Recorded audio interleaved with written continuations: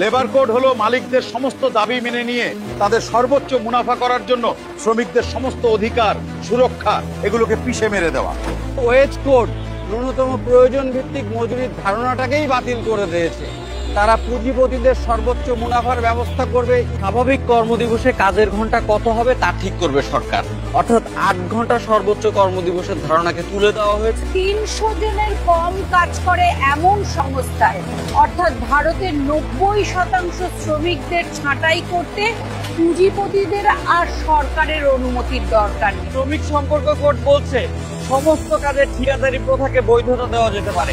Higher করো, শুষে নাও, ছুড়ে ফেলো, তাহলে আমরা কি কোনোদিনও স্থায়ী রোজগার পাবো না? এটাই আমার মতো তরুণ শ্রমিকদের প্রতীক। কোডের বিরোধিতা না করে সেটিকে বাতিল করার জন্য সর্বাত্মক আন্দোলনে ময়দানে না নামলে শ্রমিক তার টিকে থাকার অবস্থাকেও বজায় রাখতে পারবে না। সারা দেশ জুড়ে লেবার কোডের বিরোধিতায় গড়ে ওঠা লড়াই অংশ নিতে এগিয়ে আসুন। ইনকিলাব জিন্দাবাদ, পুঁজিবাদ